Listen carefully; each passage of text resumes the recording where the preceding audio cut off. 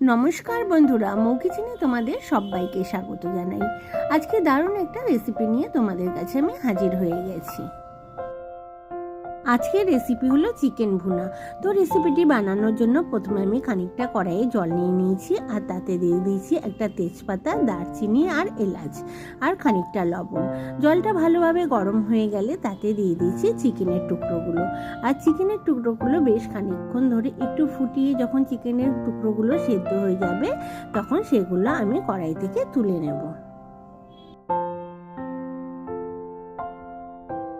আর অপর একটি কড়াইতে বেশ খানিকটা সাদা তেল দিয়ে দেব।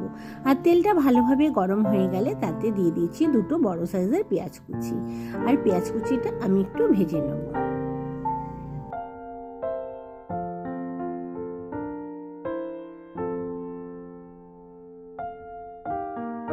আর পেঁয়াজ কুচিটা হালকা ভেজে নেওয়ার পর তাতে দিয়ে দিচ্ছি একটা বড় সাইজের টমেটো কুচি, আর দিয়ে দিচ্ছি কয়েক কোয়া রসুন।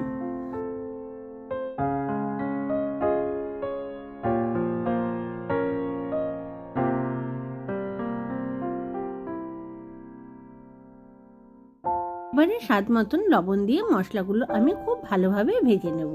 মশলাগুলো ভাজা হতে হতে আমি তাতে দিয়ে দেবো কয়েকটা শুকনো লঙ্কা। যদিও এই শুকনো লঙ্কাটা প্রথমে দেওয়া আমার উচিত ছিল, কিন্তু ভুলে গেছিলাম বলে শুকনো লঙ্কাটা আমি পরে দিয়েছি।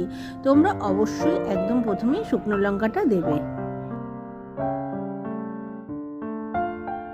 এখানে ফ্লেভারের জন্য আমি দিয়ে দিচ্ছি কিছু গোটা গরম মশলা, আর দিয়ে দিচ্ছি কাজু।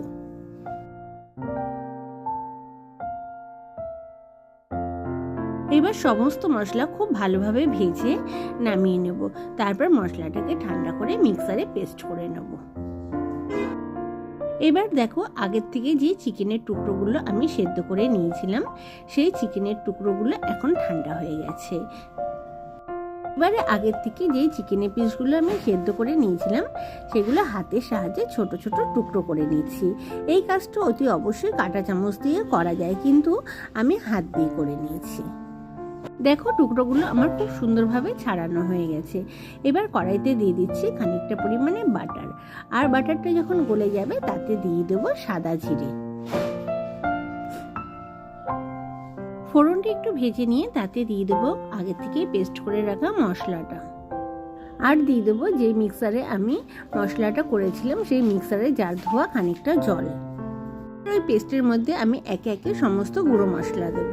প্রথমে দিয়ে দেবো ছোট চামচের 1 চামচ জিরে গুঁড়ো, 1 চামচ ধনে গুঁড়ো, 1 চামচ লঙ্কার গুঁড়ো, আর 1 চামচ হলুদ গুঁড়ো, আর স্বাদ মতন লবণ।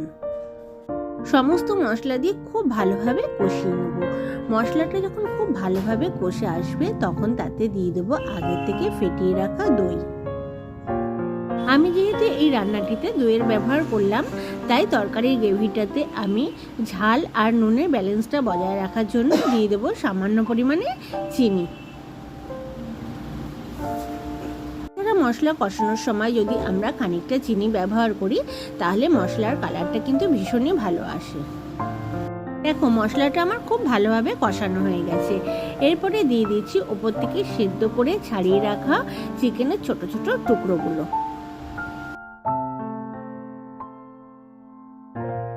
এবারে খুব ভালোভাবে চিকেনের টুকরোগুলো মশলার সঙ্গে আমি মিশিয়ে নেব।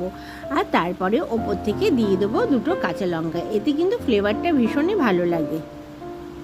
চিকেন ভুনা তৈরি করার সময় যেই জিনিসটা অতি অবশ্যই দিতে হয় সেটা হলো সেদ্ধ ডিম। এখানে আমি সেদ্ধ ডিম ভালো করে টুকরো টুকরো করে ছড়িয়ে দিচ্ছি। নামানোর ঠিক আগে দিয়ে দেবো খানিকটা কাসুরি মেথি। আর এই কাসুরি মেথিটা দিলে চিকেন ভুনার টেস্ট এতটা পরিমাণে বাড়বে যে কল্পনা করতে পারবে না। কাসুরি মেথিটা আমি একটু সামান্য হাতের তালুতে ডলে এতে দিয়ে দিয়েছি। এতে চিকেনের ফ্লেভারটা ভীষণই ভালো আসবে। দেখো তো তোমাদের আমার এই রেসিপিটা কেমন লাগলো। যদি ভালো লাগে তাহলে অবশ্যই কমেন্ট করবে।